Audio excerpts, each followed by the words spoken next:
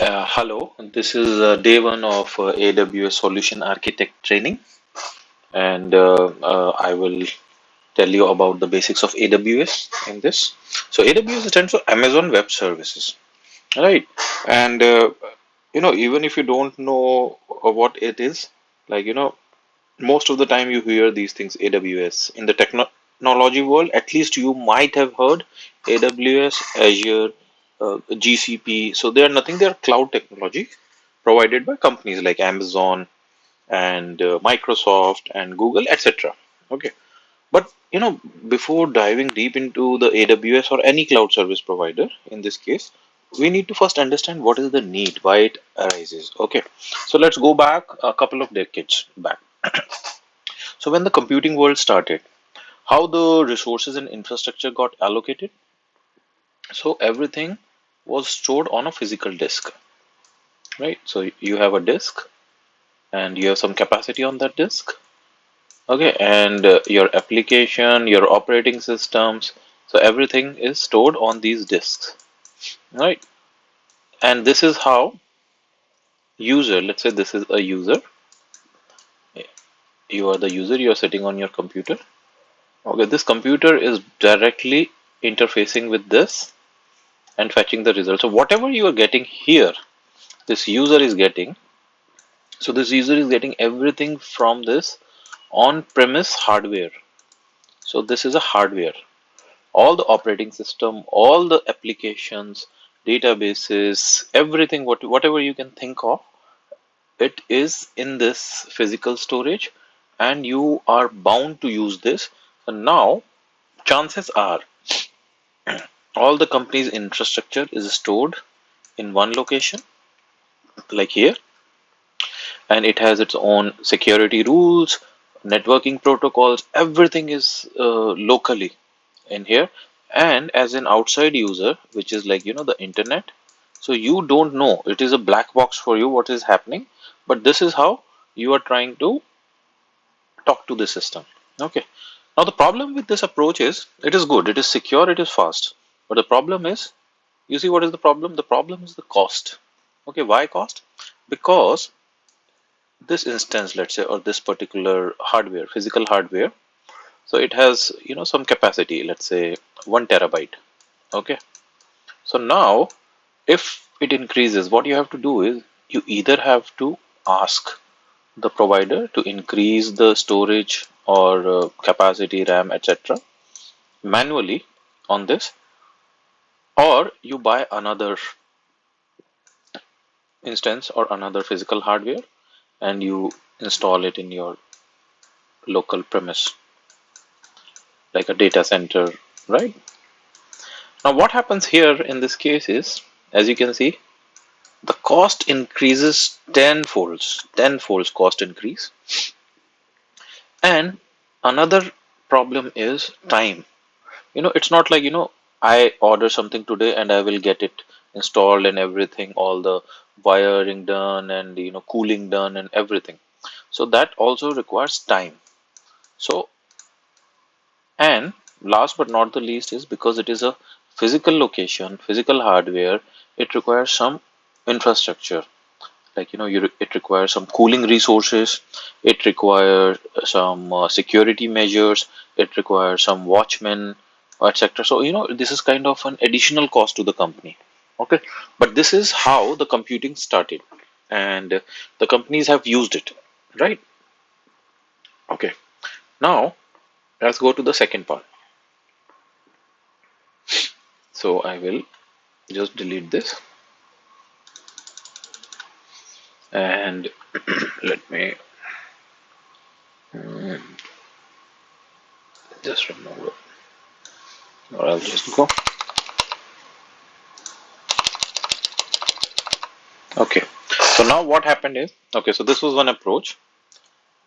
Then people were like, okay, no, this is not feasible. So during early 90s, a term got popularized, hypervisors.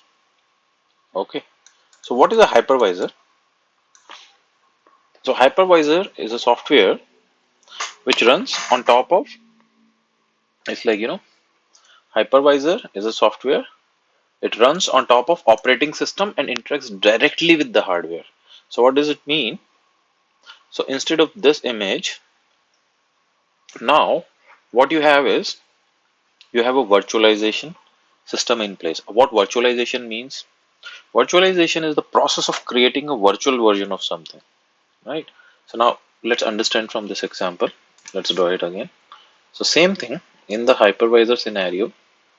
So your resources are now,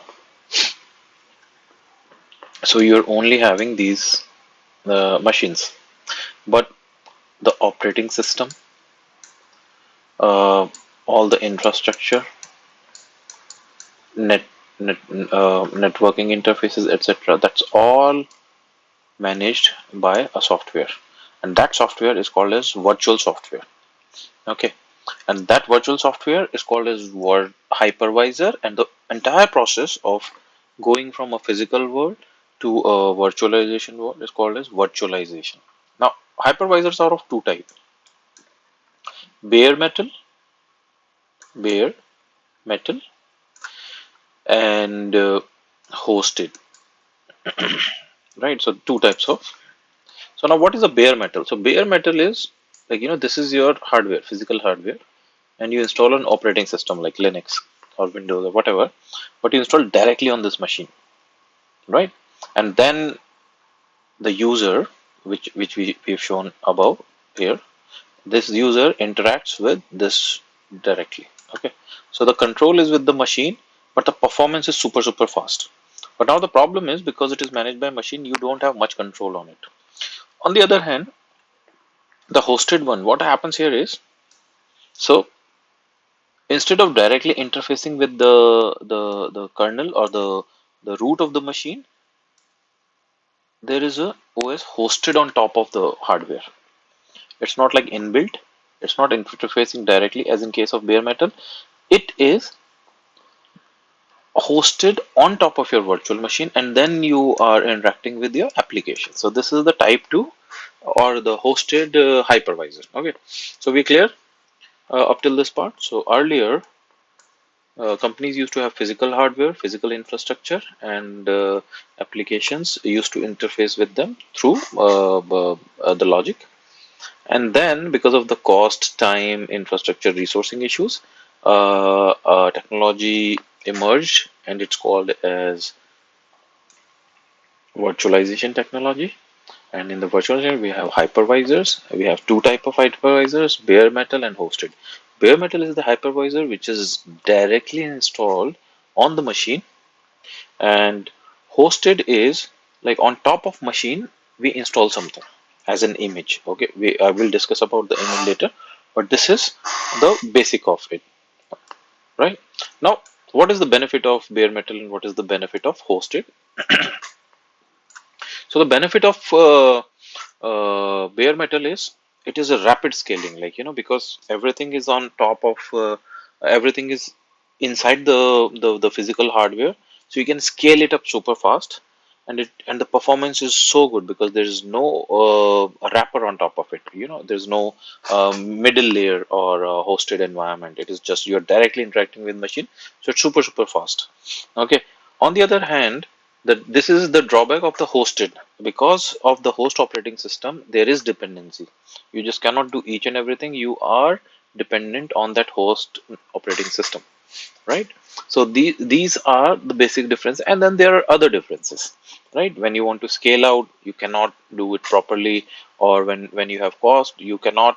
But the thing is, the bare metal, because it is the machine, it is little expensive than the hosted one. So this is dollar expensive. This is expensive, but not as expensive as bare metal. Okay. So now, coming back to the third part, which is, so the companies are still using the physical hardware. They still have to provide cooling. They still have to provide, all different sort of things. They have to manage the infrastructure, right? So in order to get rid of this and to deploy fast, to to be ahead in the market, they tried something which is called cloud services. Okay, so now that set the precedent for the cloud services.